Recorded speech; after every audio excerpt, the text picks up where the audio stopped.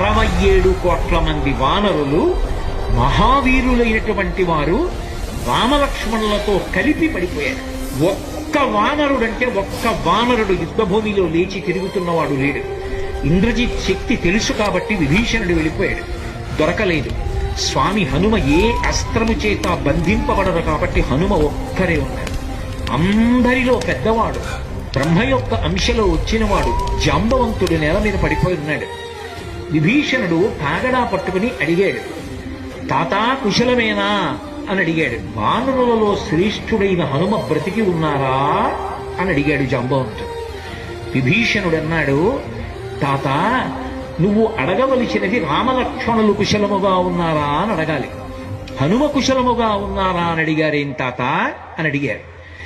మొత్తం వానరులు రామలక్ష్మణులతో కలిసి పడిపోయినా కూడా నష్టం లేదు. హనుమ ఒక్కరు బ్రతికి ఉంటే మళ్ళీ అందరూ బ్రతుకుతారు. అందరూ బ్రతికి ఉన్నా హనుమ ఒక్కరు పడిపోతే బ్రతికి ఉన్న వీళ్ళందరూ పడిపోతారు. అందుకే నేను హనుమ బ్రతికి ఉన్నారా అని అడుగుతున్నాను.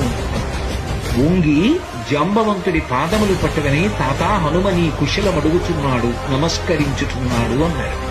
కైలాసము పక్కన వృషభము అనబడేటటువంటి పర్వతం ఉంది. అక్కడ పరమశివుడు తన యొక్క త్రిశూలాన్ని ధనస్సుని నిలబెడతాడు. అక్కడే ఆదిశేషుడుంటాడు. 2 పర్వతముల మధ్యలో ఓషధీ పర్వతం ఉంది. ఆ ఓషధీ పర్వతంలో 4 ఓషధులున్నాయి.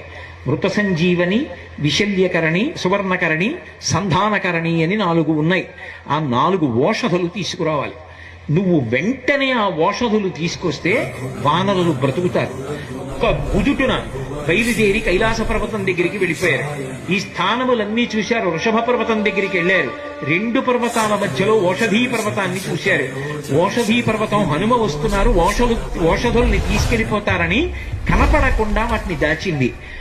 నా స్వామి అయినటువంటి రామచంద్రమూర్తి కార్యానికి పనికి రాకుండా ఓషధుల్ని దాస్తావానని ఆ సంజీవని పర్వతాన్నంతటినీ పెళ్లగించి చేత్తో పట్టుకుని ఆకాశ మార్గంలో కించిత్ శ్రమ పడకుండా కాంచనలంక ఉన్నటువంటి దక్షిణ తీరానికి చేరి యుద్ధభూమిలో దింపారు.